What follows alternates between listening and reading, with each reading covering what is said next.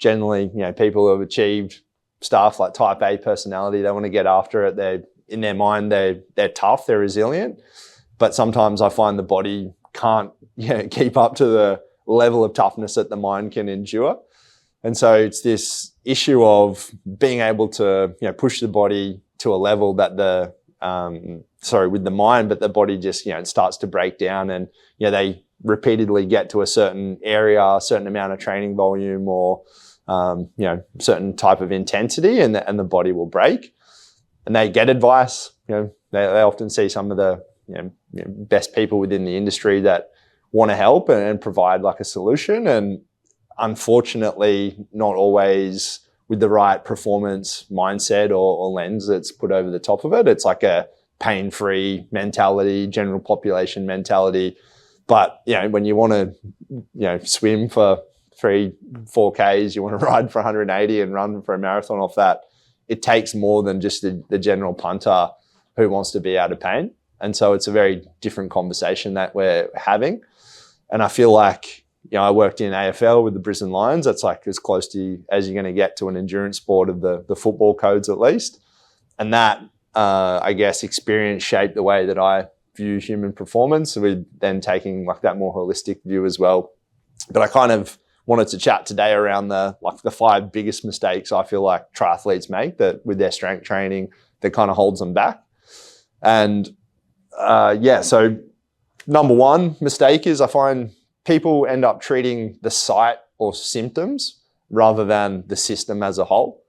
And so what I mean by that, it's like, if I have a headache and I go in and I'm headbutting the wall, but someone gives me a painkiller to get rid of that, I'm not treating the actual root cause of the issue. And so it might mask the symptoms. You get cortisone jabs, you get, you take the non-steroidals, you get new shoes, you get a bike fit. But inherently, sometimes the cause of what's manifesting these issues that we see is not being addressed. And so, prime example of this, someone who I've worked with now for 5 years, Ellie Salthouse, she originally came to me with a long-standing hamstring issue. She'd had cortisone injection 3 times, which is kind of like the magic number. They don't want you to have more than that. She'd seen some of the, I won't mention names, but like some of the best in the industry. They've written papers on hip pathology, hamstring pathology, but she still was in pain and she couldn't perform at a level that allowed her to bank big blocks of training. And so that was 5 years ago now, and she doesn't have any hamstring pain anymore. And that was due to us kind of systematically going through and finding that there were with a robust assessment, there were movement kinetic chain issues. So we had stuff around the foot, the ankle, the knee, and the hip, and her run mechanics that were causing her to, overload that hammy in a way that you could have the strongest hamstrings in the world, but if you can't stabilize a pelvis and you can't effectively integrate that into mechanics or your sport, then we're never actually going to address the root cause, and we're just going to kick the can further down the road. And so that's, mistake number one. So mistake number 2 kind of leads from that first point as well, is people end up guessing instead of assessing. Another way of putting that is people don't actually test objectively. I know, you guys do that. You'll have key sessions where you kind of know where you are from a fitness capacity point of view. But rarely, in my experience, I see people who have had a back issue or they've had a tendinopathy, and the testing, if they've had any at all, is very limited. It'll be like, okay, they can do their 30 single leg calf raises for an Achilles tendinopathy, but that's where it will stop. And so then the rest of the program around what they're actually going to do and the intervention they're given is guesswork. How strong are we? Is there any big asymmetry? Or compared to norm, how strong are you compared to how strong you should be? Because there are some consistencies with the sport, like you're always fighting gravity. You're always, trying to push pedals, push power. So there's some consistent things that you need to produce force against to overcome in the sport. And so guessing and assessment is a big part of what I do. One guy that kind of rings true to my mind, he had some lumbar disc bulge on scan, the guy Jack Ray from Melbourne. he was on the lead into Cairns. He's a gun athlete, heart like far lap, the big unit, but he kind of kept breaking down, pretty significant back injury. And when we assessed him, his right leg was like 30-40% weaker than his left leg. It was the side on the injury. He had some like very significant loading asymmetries right versus left. And so we kind of stripped it back, got his core working properly again. We started to try and go after some of those asymmetries. And then he ended up doing, he's filthy on this. He says he was like, okay, it was 9 hours, 0.13, so then 13 seconds. I think he's filthy for not going under 9, but obviously that's an elite time no matter which way you look at it. And he went to Kona with that time as well. And that was after, still had the disc bulge, etc. But he was at a point where his function could kind of alleviate some of the symptoms on the body. And so I guess the key takeaway from that mistake too is like you can't fix what you can't see. If you are unaware of this asymmetry, you might feel something's off, but if you don't know, then you don't know, right? So I feel like this just puts a bit of a magnifying glass on some of those asymmetries we might find. Mistake number 3, so doing the wrong kind of strength training. And so we say like, there is strength training and then there's strength training. I don't even really like the term strength training for what I do. I think it's more of a performance program because in essence, strength, in my opinion, is one of the characteristics we're trying to train. But, you've seen the program, there's release work, there's mobility work, there's stability work, there's power work, there's like central nervous system down regulation work, which is recovery. There's foot training, breathing stuff. So I think when you say strength, it doesn't really do justice. So I kind of like try and strat the term of strength training.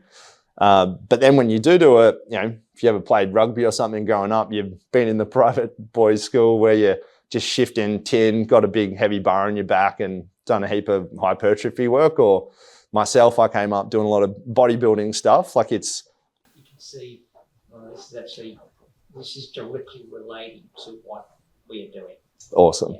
Yeah, I'm stoked that that's the way you're responding to it because that's the way it's been designed. So I appreciate that feedback.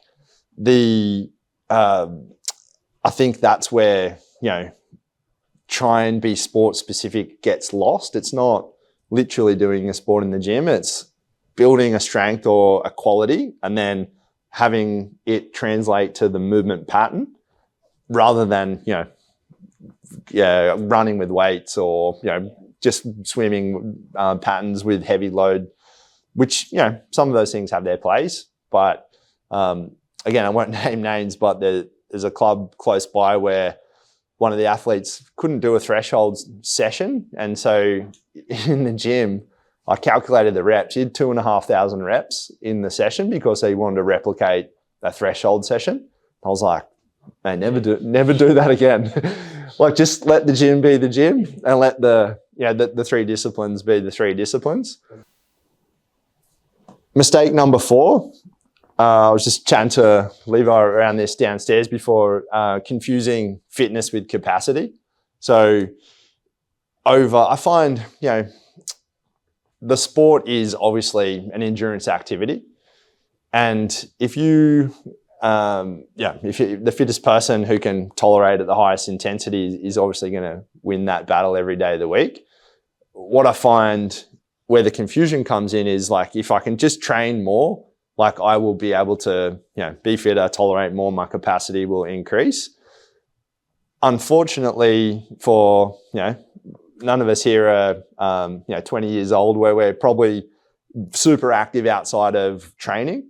We have lives that are relatively sedentary, jobs that we've committed to over decades where we've probably been sitting. I don't have a job where I'm, on the tools all day out in the sun, like doing hard yakka, where you'd probably have some sort of strength stimulus. And so when you don't have that, you need to then, build capacity in another way. And if over time your capacity is down, just training more, you're always going to hit a ceiling.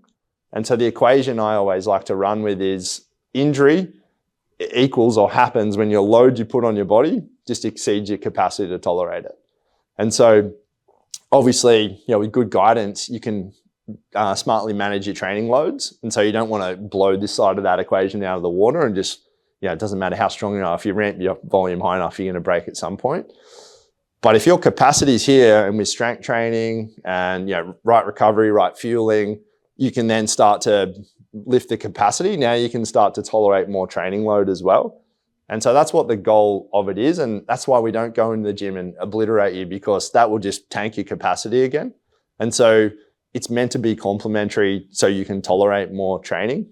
The last point that I think people do is like no integration of a robust performance system. And it's when things get busy, the strength just falls away. When I get tired and sore, the strength falls away. The strength is an optional add-on. In my opinion, it's not the fourth discipline of triathlon. I always had this argument with Taryn, the dietitian approved. She was always like, no, it's nutrition. That's the fourth discipline. and I said, I don't think either of us are the fourth discipline. I think we're the kind of like the pillars that underpin the whole sport. It's like if you're feeling right and you're strong and you've got good capacity, then you can put the three disciplines on top of that. Whereas if any one of the legs of that underpinning are weak. And so the major shift is that I think fitness is not usually the limiting factor for being able to tolerate more training load. And at the end of the day, like I don't do this to make you guys strength athletes. I do it to make you better triathletes and give the coaches more robust athletes that can tolerate more training volume. And it's never going to win someone a race, but it can be the factor that can derail your race, or like if you get an injury